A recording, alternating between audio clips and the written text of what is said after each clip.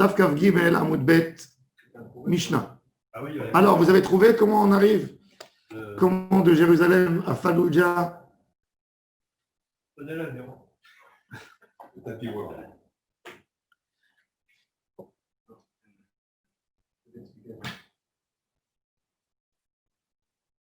J'ai pas trouvé aucune logique.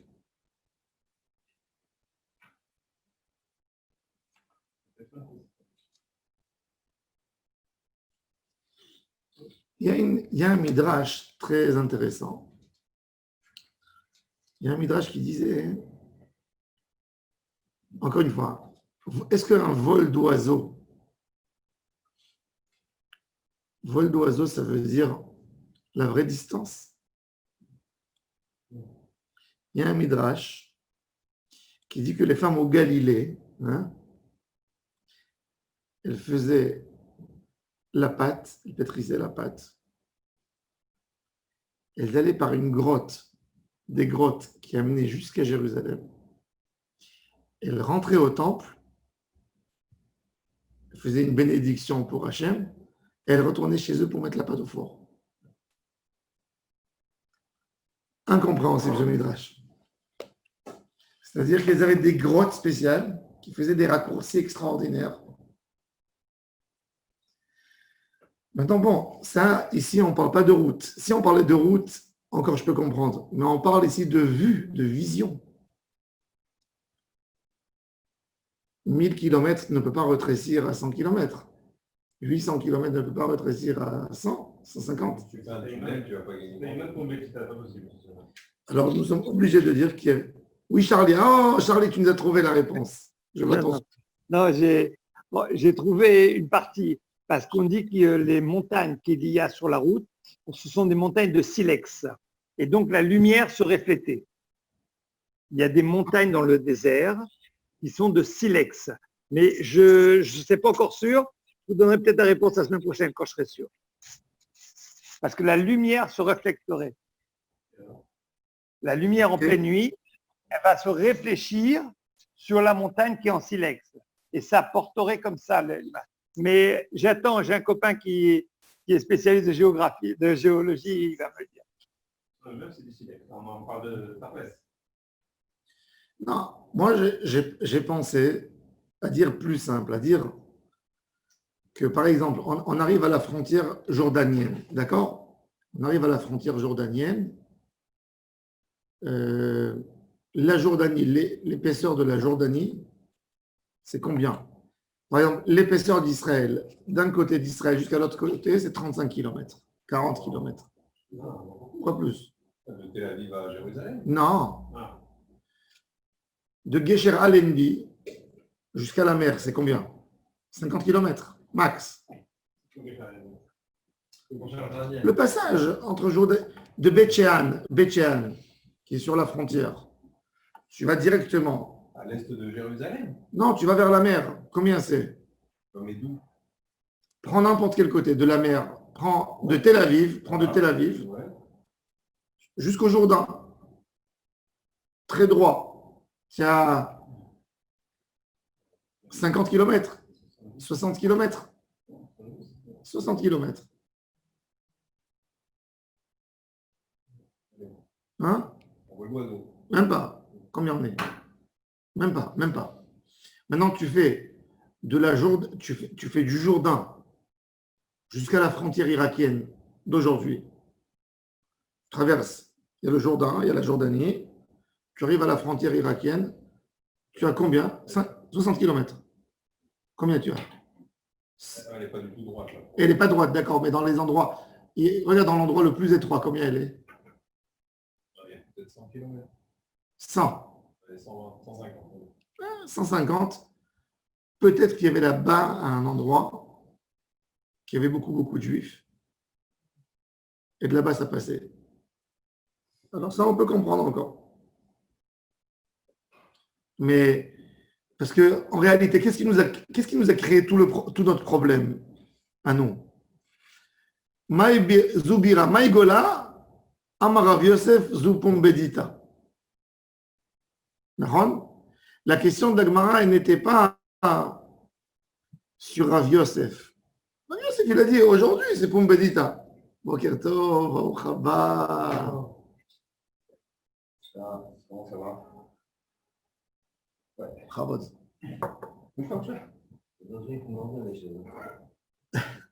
Vous savez, j'ai pensé une idée, Béhémet, pour ne pas avoir des problèmes, des embêtements, si on laisse nos téléphones dans la voiture, c'est mieux. C'est mieux. Mon frère, mon frère, il travaille. Mercredi, il a reçu une odara. Tu étais à côté tu dois rentrer en bidoud. Moïse Shabbat, il ouvre son téléphone, on t'a envoyé par erreur. Non. Oui, on t'a envoyé par erreur. Il m'a même envoyé les SMS. Il a fait l'écran. Il a fait le bidoud quand même? Il a fait le bidoud 3 jours. Il a raté son travail. Il me dit en plus, tu n'es même pas remboursé. Parce qu'il faut savoir qu'un bidoud, si le bidoud on l'a eu au travail, qui c'est qui est chargé à nous payer? Bitoir Loumi. C'est un problème de travail. Si ce n'est pas au travail, tu n'es même pas remboursé. Tu prends ça sur tes jours maladie, sur congé maladie. S'il n'y a pas de congé maladie, ils ont déjà été exploités. Nigma. Il faut le dire ça aux gens qui ne connaissent pas les Olim Hadashim. Non, je crois que c'est pas la bonne scène aussi.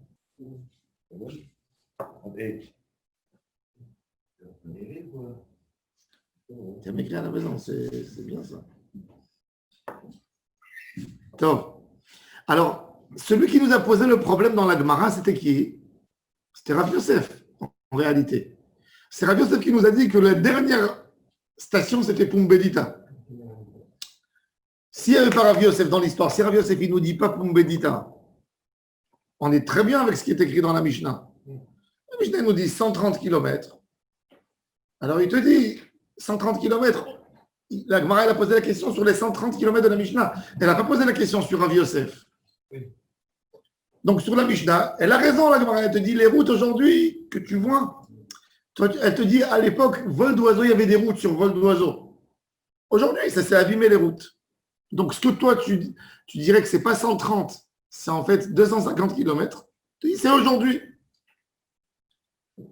Elle n'a pas répondu. La question de la Gemara, ce n'était pas sur Pumbedita. C'est comment ça se fait que mais que de Jérusalem à Pumbedita, c'était beaucoup plus long. Il le savait. La preuve, c'est qu'on te dit que les relais Babel, pourquoi on fait Baïr Alenu dans le 7 Rejvan, pour que le juif qui habite dans l'Euphrate, il a le temps d'arriver. Il a le temps d'arriver. Il savait que ça prenait 15 jours, l'info. Il finit la fête le 23 Tishri. Il rentre chez lui à la maison. On est le 7. On est le 7.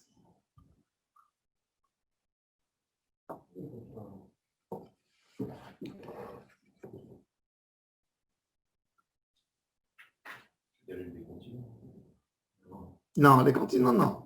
Non, donc le seul problème, c'est Rav Yosef, Pumbedita. Et on peut dire que la Gemara n'a pas posé la question sur Pumbedita. Elle a posé la question de la première destination à la dernière destination avant de rentrer à Babel. Ça veut dire dans le coin là-bas. C'était ça la question de la Gemara. Et sur ça, la réponse, elle est logique. D'accord? Regardez bien la question de la Gemara. Maintenant, on reprend pour comprendre et vous allez voir que ce que j'ai répondu, c'est assez logique. Parce que Amar Rabbi Yochanan, Ben Kol Achat Ve'achat Shmoni Parsaot. Ok. Kama Avaleu, c'est fait combien? 32. La Gemara, elle dit Ve'a Idna Tuva Avon. Elle n'a pas dit Tuva, les 32 Parsaot. De toute façon, ça ne va pas jusqu'à Pumbedita. Ça va jusqu'à la dernière destination. On a 5 lieux. Entre les 5 lieux, on a 4 espaces qui font 32 Parsaot. Et là, la Gemara, elle pose bien la question. Elle dit aujourd'hui, je sais que ce n'est pas 32 Parsaot, c'est beaucoup plus que 32 Parsaot. Ça fait, je ne sais pas moi, peut-être 50, 60 Parsaot, le double. Sur ça, la Gemara, elle répond les routes ont été déformées. Il faut regarder en l'air et pas par rapport aux routes. C'est tout. Rabbi Yochanan, il a dit, regardez, dans la Mishnah, on a Alors, on va mentionner les endroits. Ils allaient de Aramishra à Sarteva, donc Kafbet Amoudbet. Aramishra, c'est Arazetim, le monde des Oliviers à Sarteva. Selon Rabbi Yochanan, ça fait 8 par Saot. Sarteva à Groufina, 8 par Saot. Groufina à Chivran, 8 par Saot. Chivran à Bet Bitzin, 8 par Saot. D'accord? Donc on a combien? On a 32. Et la question de la Gemara, c'est qu'on sait que de Sarteva à Bet Biltin, il y a bien plus que 32. Alors il dit, ne regarde pas les routes. Alors, sur ça, c'est la question. Pas sur Pumbedita. Kanir est que la dernière destination était Pumbedita, ou qu'il y avait là-bas un centre juif, que là-bas, ils étaient responsables d'assumer et de diffuser la décision du Bédine à Jérusalem et de s'occuper que tout allait bien. Mais ce n'était pas que l'information elle arrivait là-bas peut-être qu'au dernier moment. La preuve, c'est qu'on a bien vu que Rava jeûnait 2 jours. Kippour.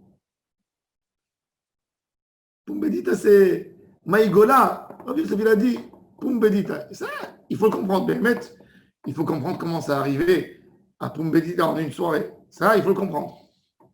Alors, tu vas dire qu'à Babel, il y avait des juifs qui habitaient partout et tout le monde montait sur les toits et allumait des torches. Et donc, l'info est passée beaucoup plus vite. Ce n'était pas une question de 8 par Saot, de Baralé ou Moride, etc. C'était vite une info qui passait beaucoup plus vite. Et c'est pour ça qu'on avait vu, qu'à Babel, il n'y avait pas de beddin. Il n'y avait pas dans un lieu précis où on levait, chacun montait sur son toit avec une torche. Il y a une petite note intéressante ici sur le commentaire de Rabbi Yosef. Oui. En réalité, la communauté juive la plus importante de Babylone du temps de la Mishnah était à Néardera et non à Pumbedita. Toutefois, quand Néardera fut détruit par le royaume de Palmyre, au début de l'époque d'Amoraïm, etc., il y a après, la fameuse yeshiva de Néardera ainsi que la majorité de la population juive de la ville serait installée dans la ville proche de Pumbedita. C'est pourquoi les Amoraïm des générations suivantes se servaient du nom de Pumbedita même quand ils parlaient de la plus grande communauté juive de l'époque, sans parler de la ville. Pumbedita, ça veut dire c'était la communauté. Ça veut dire les Marocains, tu veux dire. et donc, du coup, en fait, quand il parle de Pumbedita, il ne parle pas de la ville, il parle de la communauté de Pumbedita. Il a fait. Alors, vous avez compris, ça veut dire un concept. Un concept. Pumbedita, c'est un concept, pas une ville. Khazak. Khazak. Top. Ok, maintenant, alors on reprend alors donc on a éclairé le sujet, Baruch Hashem. On passe à la prochaine Mishnah. Hatzer Gedola Haïta Birushalayim ou Bet Yarzek Haïta Nikret. Il y avait une grande cour à Jérusalem, un grand hôtel où on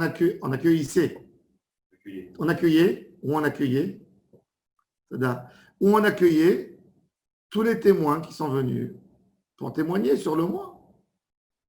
On leur préparait à manger, à boire ou se reposer. On faisait un grand kiff pour leur dire que leur témoignage était utile. C'est-à-dire, tu viens, on ne te regarde même pas. Ça veut dire, il vient à Jérusalem, le pauvre. Il a pris son âne, même si ce n'est pas Shabbat. Il faut savoir qu'il y a un gars qui se trouve à Kiryat Gat, à Ranana. Le soir, il avait du mal pour dormir.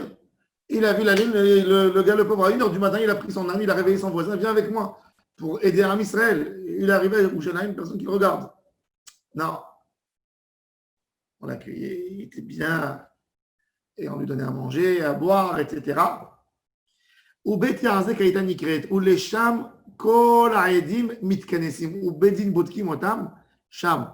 Ou Seroudot Gedolot Osim Laim. C'est pas un simple repas. On leur faisait un festin. Il est motivé. Pourquoi? Bishvil Shiyu Regilim Lavo.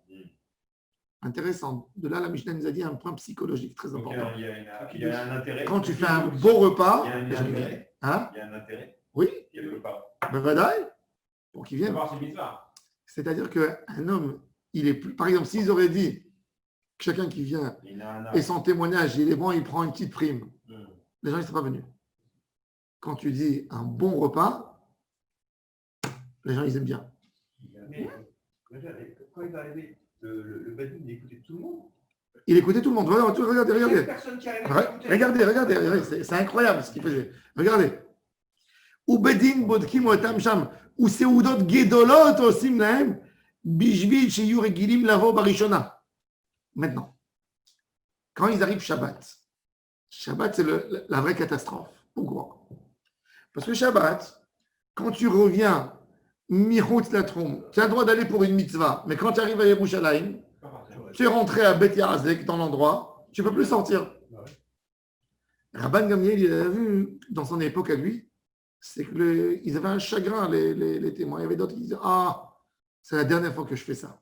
Il a entendu cette phrase quelques fois. Pourquoi? Parce qu'ils ne pouvaient pas sortir voir leurs cousins, leurs amis. Il faut savoir que chaque juif dans le peuple d'Israël, il avait des amis à Jérusalem, comme une famille. Parce que quand ils faisaient la Aliyat la Regel, ils étaient hébergés toujours chez la même famille. Donc ça devenait comme des cousins. Ils allaient chez eux tout le temps. C'était des coutumes de 30 ans, de 40 ans. C'était des familles. Des générations, ils venaient. Et ils étaient très liés. Il dit quoi? Je viens à Beth Yarazek pour prendre mon témoignage. Après, on me dit, tu sors plus d'ici jusqu'à la Shkira, jusqu'à cette Kochavim. Qu'est-ce qu'il a fait? Hitkin, Rabban Gamliel, Azaken, Shiyu me'alchin alpaim amal lekol ruach. Qui peuvent aller 2000 amot, c'était 1000 mètres dans chaque sens. Ils peuvent tourner dans la ville. Ils arrivent, ils ont un radius de 1 km² de partout. C'est-à-dire, ils sont à Beth Yarazek, il peut aller 1 km là, 1 km là, 1 km là. Il a décrété ça pour pas qu'il ait de tristesse par rapport à Shabbat. Oui, exactement. Pourquoi il a fallu rejoindre un peu ce que tu as dit la dernière fois, tu sais, de l'hôpital? On va voir tout de suite, on arrive à l'hôpital. Pourquoi il fallait autoriser d'office le trompe? Non, c'est mis des rabananes. Non, ils n'ont pas le droit, parce qu'ils ne sont pas venus du trompe. Ils n'ont pas le trompe, eux. Parce qu'ils sont sortis en dehors du trompe avec une permission. Ils n'ont qu'un Ushvita. Ils n'ont pas été connus Ushvita. Ils sont arrivés Shabbat. D'ailleurs, c'est comme quelqu'un qui arrive en bateau. Il arrive en bateau Shabbat dans un port. Comment il fait? Il ne peut pas bouger. Oui, il doit rester au bateau jusqu'à Motsai Shabbat. Parce qu'il n'a pas de trompe. Ça veut dire lui, il est arrivé Michoutz la trompe. Il est arrivé, il est dans le bateau. Il ne peut pas sortir normalement. Quand on fait un voyage, ce n'est pas évident. Une croisière. Alors, on sort, ils ont été matirim que les tzoer pour rentrer en ville, mais ils n'avaient pas le droit de sortir. Shulchan Aruch. Quand les gens ils venaient à l'époque, prenaient les bateaux, ils montent, ils prennent le bateau du Maroc, ils vont arriver à Haïfa. Il arrive Haïfa Shabbat. C'est un problème. Qu'est-ce que tu fais Shabbat? Alors, quand il y avait des goïms, etc., ils leur jetaient, ils restaient avec les affaires au port pour ne pas bouger. C'était un FC, Trachamim, comme FC de Logazrou. Quand il y avait des Arabes dans le port, c'était dangereux. Ils leur ont autorisé que de rentrer à la maison. Mais de là-bas, même ils ne pouvaient même pas sortir à la synagogue parce qu'ils n'avaient pas l'occasion Jvita. Alors, il te dit qu'ici, c'est moutard. Ils leur ont donné 1000, dorénavant, 1000 mètres de chaque côté. Verren, pareil, il faisait pour qui? Mais l'Orel ou Bilval, pas pour ce larynx. Et la Afrachama Habba'al Yaled, une sage-femme. On l'appelle du village pour venir dans la ville. Quelqu'un qui est parti à l'hôpital, qui travaille à l'hôpital. Voilà, travaille à l'hôpital. C'est ça ce que je... Non, par rapport à ça, des fois, c'est une urgence. Raconter l'âme du monsieur qui a une urgence, qui va à l'hôpital. Il a fait. Et il sort de l'hôpital, il a envie d'entrer chez lui, il est 2h de l'après-midi, il dit je vais passer mon Shabbat à l'hôpital. Non, rentre par un goy, c'est moutard. Oui. Parce qu'il y a ce besoin de ne pas être triste Shabbat. Exactement. Et pas rien que ça. Et le médecin, et c'est pas ça. Et c'est plus encore que ça. Les médecins. En urgence. Les médecins qui travaillent, on les appelle en urgence. Le pauvre, il a été appelé pour une opération en urgence à 3h du matin. Il a fini l'opération, il est 6h du matin. Il ne va pas rentrer chez lui. Alors, Shabbat B'Shat, il est parti. Prochaine fois, il ferme son téléphone. Qu'est-ce qu'on fait? Il rentre chez lui par un goy, on le fait rentrer par un goy. Il y a toujours... Ils font un goy. C'est ce qu'ils font les infirmières. Les infirmières à Jérusalem, Shabbat, ils font Mishmeret Laïla. Le matin, il y a des religieuses. Il y a le goy, il prend la voiture, il les met, il les partage toutes chez elle à la maison, il en fait une assara, il les dépose. Même si c'est Mirhoutz la trompe, ils ont autorisé pour les encourager. C'est-à-dire que, quel est le Issour ici? Troumine, Nahon. Qu'est-ce qu'on voit que Rabban Gamliel il a fait? En fait, il a annulé Troumine pour eux.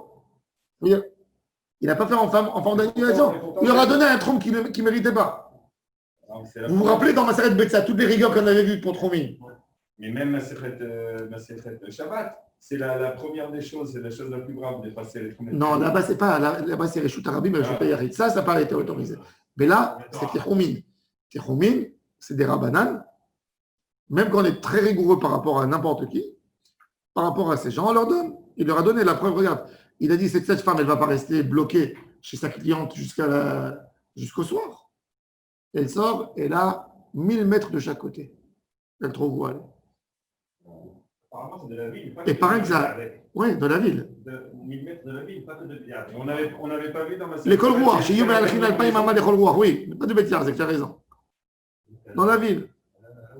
Comme un Shahir, comme les gens de la ville. Vélo, pas avec la sage-femme, mais Mahabba Leatil Minad Deleka, ou Minad Gaïs, ou Minad Nahar, ou Minad Mapolet, ceux qui viennent sauver les gens de la ville. Dieu préserve quand il y a du feu, quand il y a des goyim qui venaient faire des pogroms, le fleuve qui a débordé, tremblement de terre. Are Elou Keanche Aïr, Viesh Lahem. Alpaïm de Cholrouach, exactement. Tout celui qui est venu pour faire une mitzvah, pour faire du bien, il est exactement comme les gens de la ville. Mais par contre, on ne l'autorisait pas à rentrer chez lui. Non.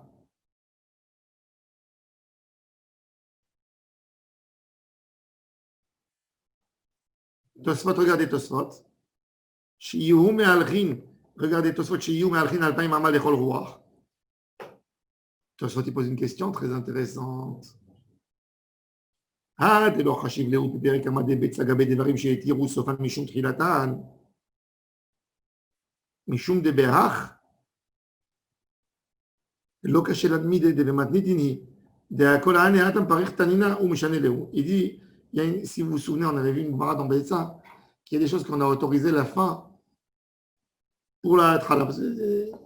Tu autorises parce qu'il y a un moment que même si j'ai commencé Béissour, normalement, je ne commençais pas bien, je finis Bééter. Alors pourquoi là-bas on n'a pas mentionné ce cas de notre Mishnah, qu'il a commencé en venant à Yerushalayim, et on lui a dit, pour ne pas qu'on l'embête, allez, c'est moutard. Alors il dit, là-bas il a mentionné que des choses qui sont mentionnées dans des braïtot, et pas dans une Mishnah Meforeshet. Bon. Mais quand tout le monde arrive, j'ai imaginé la situation où il y avait tous ces gens qui arrivaient à Jérusalem, Shabbat ou pas Shabbat, peu importe, pour témoigner sur le Molad. Et j'imagine que souvent, il y avait plein de gens qui disaient des avis inverses, des avis contradictoires. Ben, tu vas voir, on va voir, justement. Je l'ai vu avant la tombée, après la tombée. Naron, parce que lune, Naron, tu as raison, chacun il a vu d'une autre manière. Bah ouais. Celui-là, il habite à Ra'anana, l'autre, il habite de l'autre côté de Jérusalem, au sud. L'autre, chacun, alors, où tu habites? Il savait. Il y avait tout, ils avaient des tableaux pris, comment tu l'as vu? Entre les nuages, comme ça, il y avait des dessins de tout, pour leur faciliter. Et regardez. On va regarder. Alors bon, il dit déjà, la Gemara, elle veut savoir, ils étaient à Babel, et ils veulent savoir comment il s'appelle l'endroit. Les sages de Babel, dès qu'ils parlent d'Eretz Israël, ils ont une nostalgie. Il va y aller ou Bet Yazek Tnan ou Bet Yazek Tnan. Il y a le Aïn ou il n'y a pas le Aïn. Pourquoi? Parce que Yazek et Yazek, c'est deux langages différents. Bet Yazek, pourquoi ça s'appelait Bet Yazek? C'était un hôtel à Jérusalem. Pourquoi il s'est fait appeler Yazek? Alors la Gemara dit Tnan, Bet Yazek Tnan. Lishnam Me'aliyahu. Dirtiv, Vayazzekehu, Vaysakelehu. L'Azek en hébreu, c'est quoi l'Azek? Kerem Aya Ledodi, Beven Shemen, Vayarazekeu, Vaisakereu. Ce passouk, il est écrit sur Isaïe.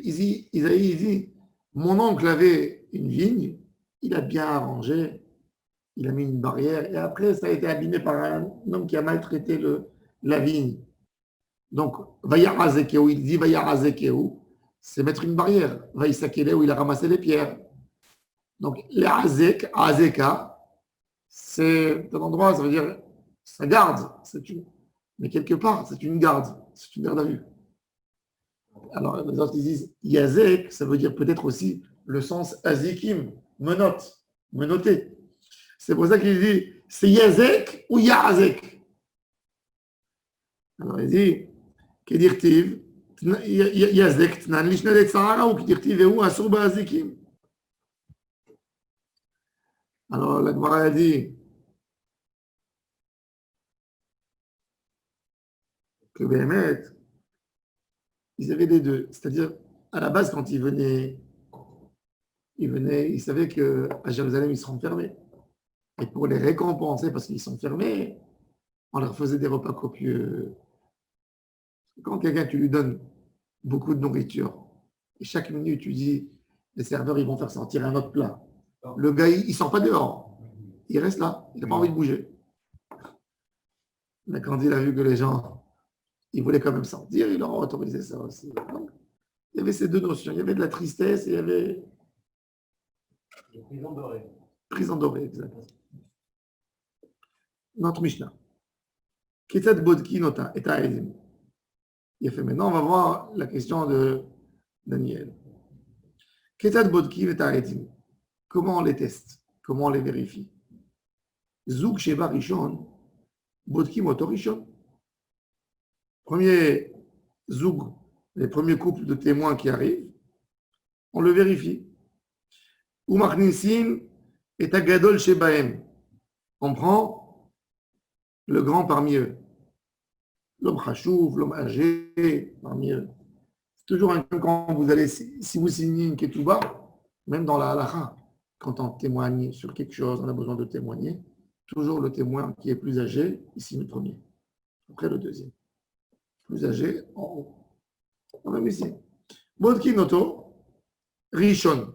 Ou machnisim tagadol shebaem. Veomrim lo, est mort. Dis-nous. Ketzad raïta et alevana. Comment tu as vu la lune? Lifne ahama ou achre ahama ou le achar ahama. Comment tu as vu la lune? Est-ce que, quand il a vu le molad, ça a l'air comment? Comme une banane, n'est-ce pas?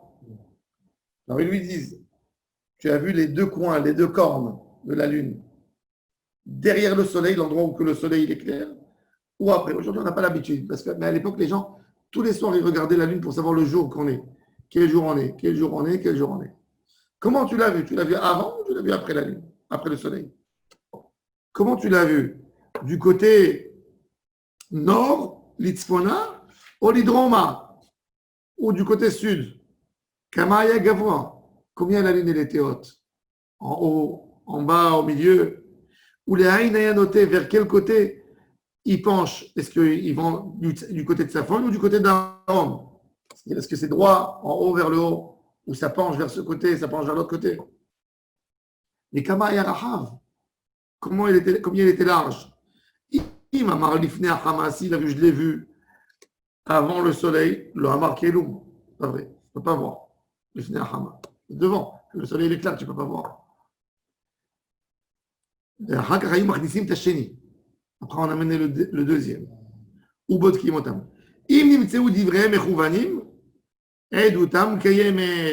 Leur témoignage, c'est ça qui compte pour le Kiddush HaChodesh. Le reste de tous les zougot,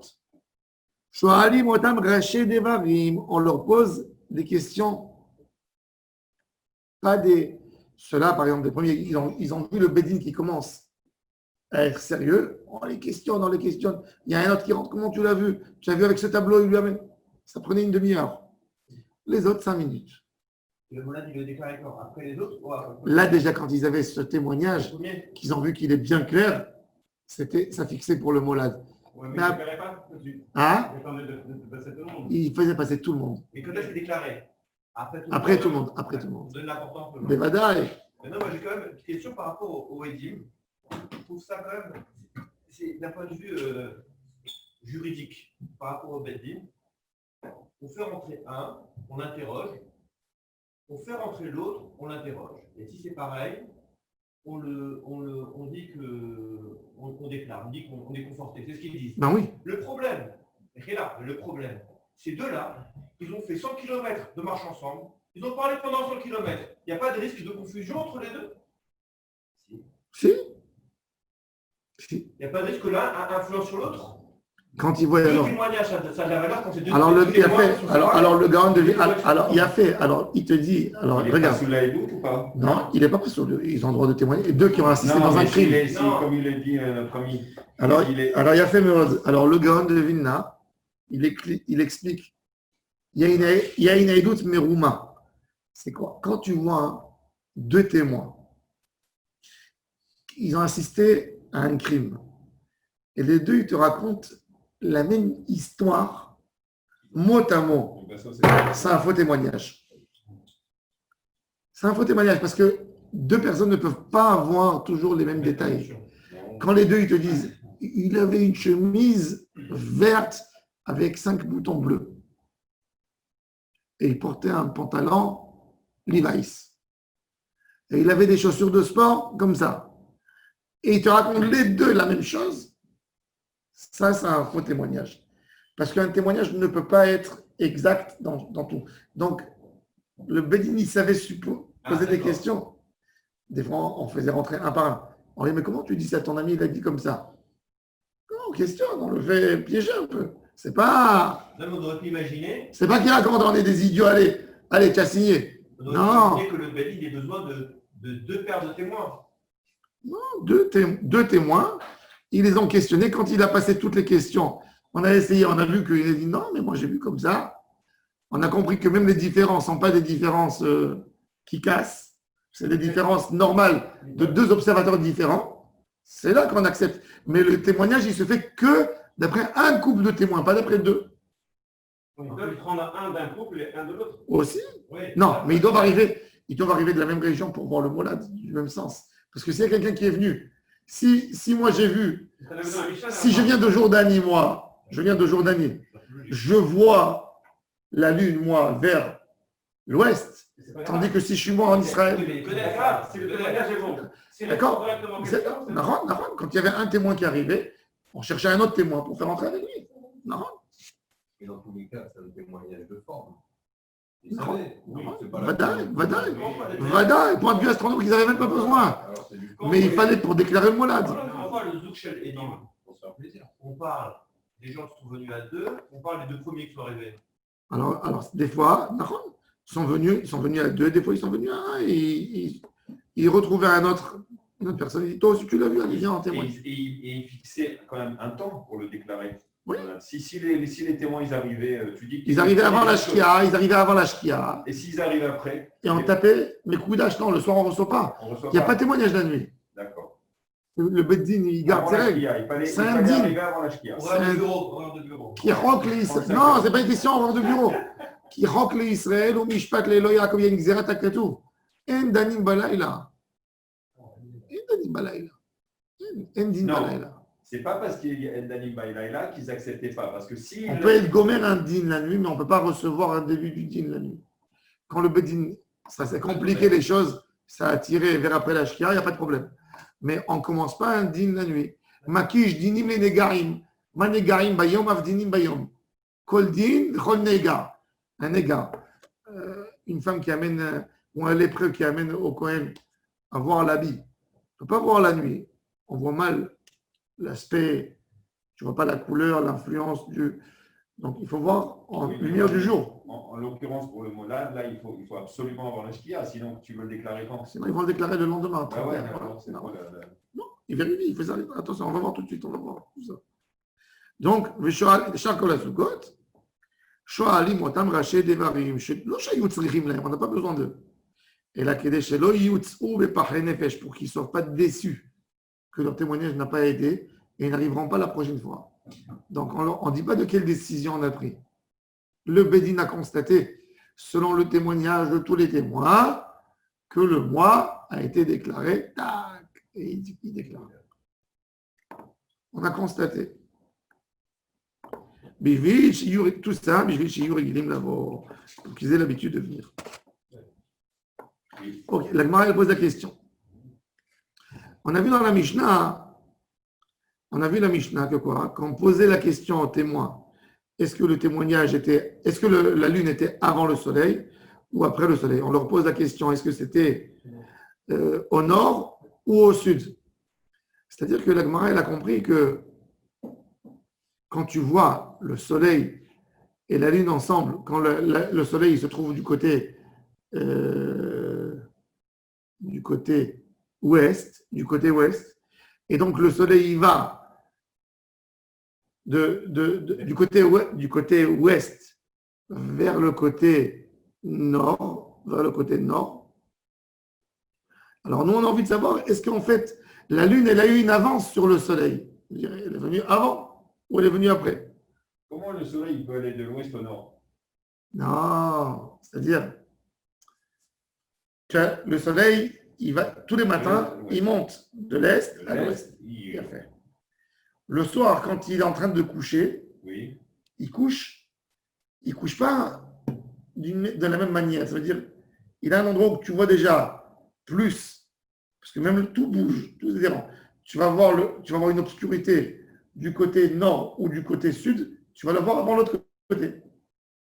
On va avoir l'obscurité du côté est avant tous les autres côtés. Non. Il y a l'est, l'ouest. Il est avant en noir, mais quand il se couche à l'ouest. Mais quand il se couche. D'abord, c'est le sud qui se noircit, ou d'abord, c'est le nord quand il se couche à l'ouest. Oui. Il y a quand même un. Parce que le globe est incliné comme ça. Oui. Donc, c'est pas symétrique. Parce qu'il ne se couche pas vertical, il se couche en biais. Oui. Alors, on a envie de savoir où il a vu la lune. Alors, la Gemara pose la question. Si tu dis que tu l'as vu, donc c'est du côté des Tzafon, si c'est après la Hama, c'est l'hydroma. On peut poser des questions. Alors. Oui, c'est une question, c'est pas, on n'a pas besoin de poser. Il a fait. Amarabaye, Guimata, la réponse, il dit non, la Harahama ou l'Ifne Hama, c'est pas pour savoir où était la lune par rapport au soleil. Non. La question, c'est est-ce que la Pegima, le côté obscur de la lune, est-ce que lui, il est l'Ifne Hama, il va vers le soleil ou il va après le soleil? C'était ça la question. La Pegima, toujours la Pegima de la Levana, c'est ce qu'on ne voit pas. Rappelez-vous. Pegimata. Pegimata.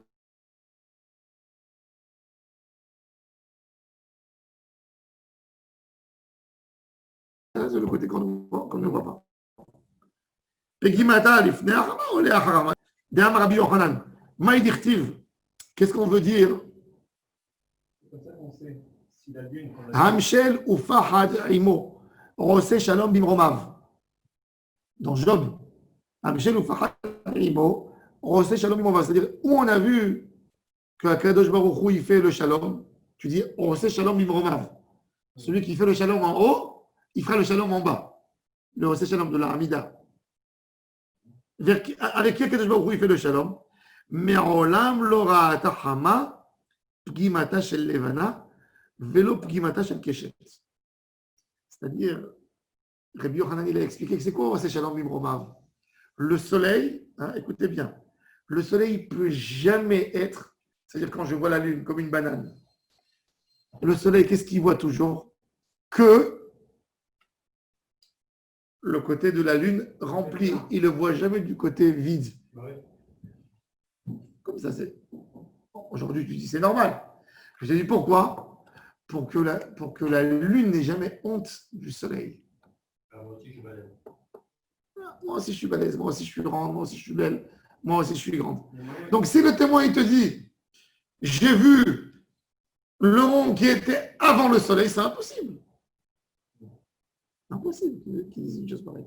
Tu l'as vu en position. Quand tu lui dis, regarde, tout le monde sait, à l'époque, aujourd'hui, tu demandes à quelqu'un où le soleil couche, il ne sait même pas.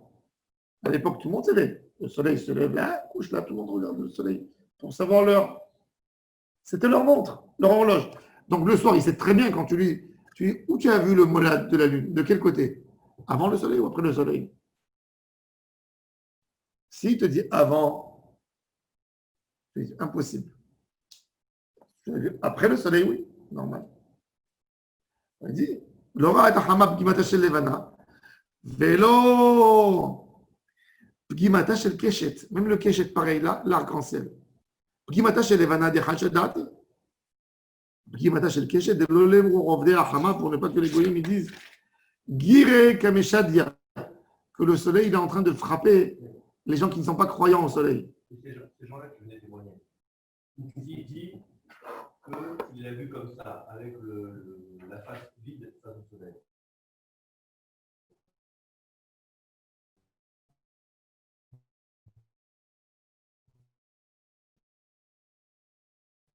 C'est un faux témoignage. Oui. Et je croyais que déjà, il n'y avait pas sur de faux témoignages là-dessus. Non, c'est que le but, pas une question. C'est pas quelque chose de faux. Une raison de son témoignage. En attendant, non, ça ne veut pas dire que c'est un baït aussi, ça veut dire que c'est un homme imaginaire. Ça. Oui, tu peux dire oui, il y a la question. Vous n'avez pas. Et puis le fait de poser ces deux questions, de nous dire qu'il posait ces deux questions. Si à chaque fois il posait c'était tous les mois, si à chaque fois il posait ces deux questions, le type il connaissait les questions. Non, mais ils étaient malins, ils savaient comment poser les questions.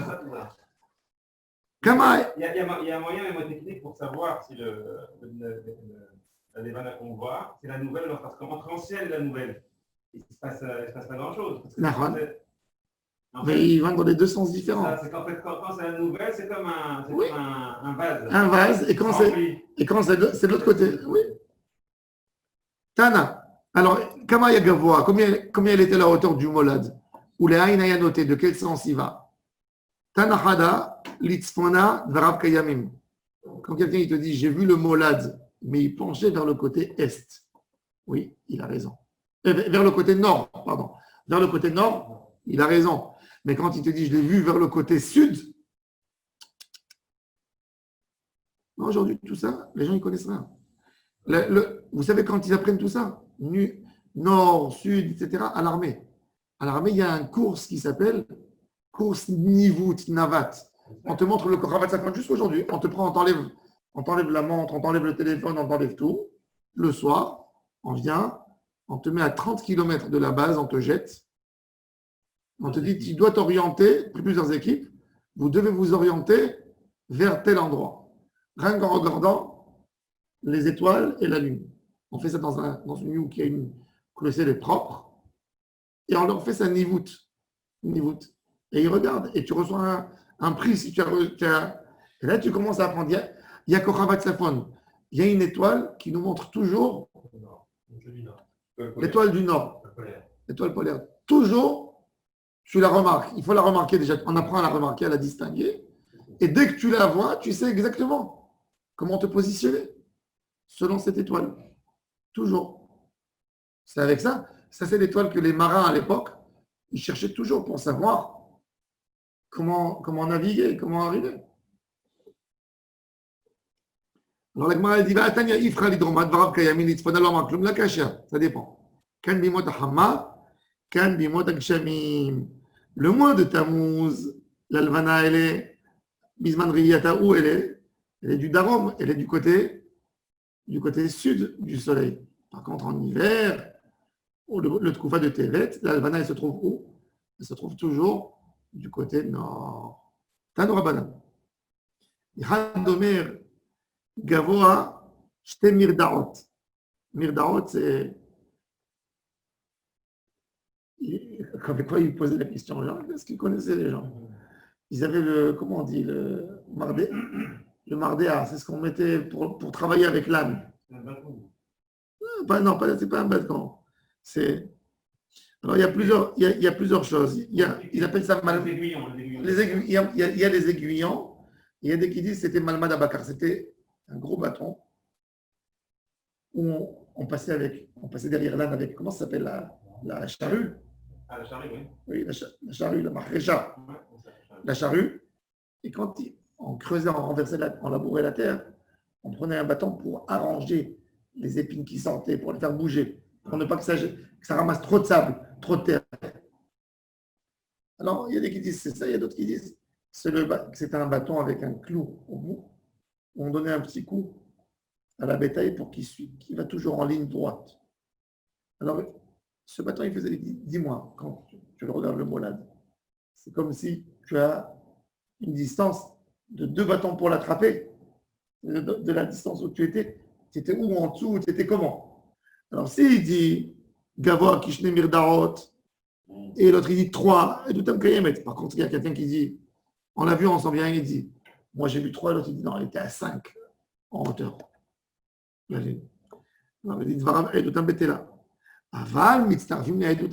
peut les séparer les deux, chercher un témoin pour confirmer. Parce que peut-être qu'il y a un des deux qui a raison.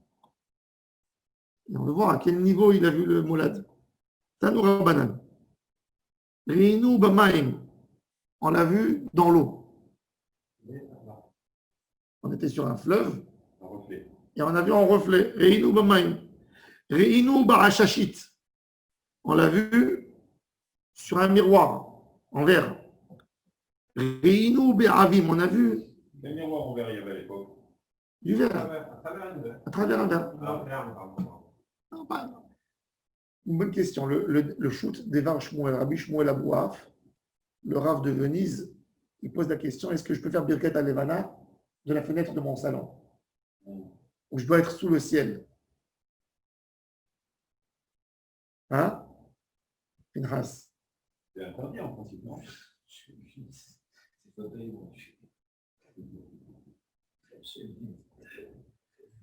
Rabbi Pinchas, dis non. Je vois la lune.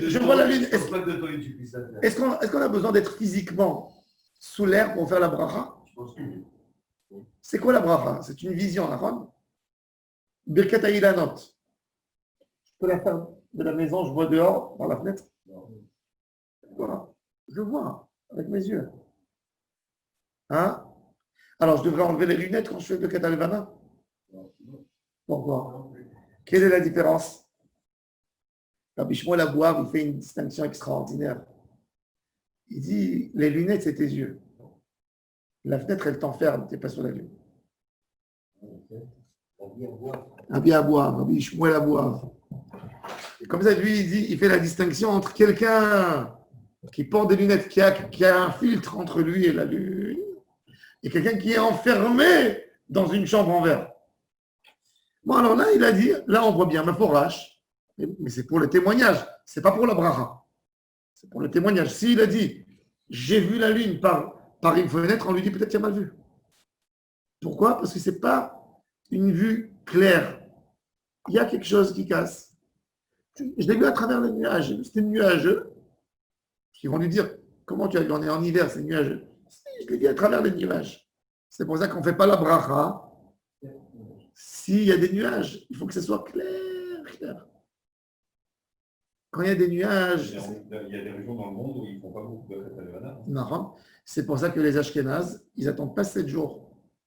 Pourquoi? Parce qu'ils vivent en Europe. Baba Saleh, une fois, il est parti chez sa fille à Paris. Depuis le 3e jour, il cherchait la lune. Elle n'était pas. Le 15e jour, il a dit quoi? J'ai jamais loupé de ma vie de Alevana. Il est parti à la gare de Lyon, il est monté sur le train. Et il va à Lyon. Il va vers le sud de la France. Et chaque station, que le train il s'arrête, il sort et il voit. Il a fait 200 km de Paris. Il est arrivé, il est sorti, il a vu c'était déjà minuit, il est descendu, il a fait Birkat Alevana. Il est resté là, attendu le pauvre toute la nuit, dehors pour reprendre le train le lendemain pour rentrer à Paris. C'est ce qu'il fait de Baba Saleh. Un homme que il dit, je ne veux pas venir à Kadosh Baruch Hu Birkat Alevana. Maintenant, vous comprenez c'est quoi Baba Saleh? Il faut lui accorder qu'il ait 2 femmes, qu'il ait eu 2 ou 3 femmes. Birkat Alevana. Alors, c'est ce qu'il a dit. Alors, regardez. Là, chacun vit alors, il dit,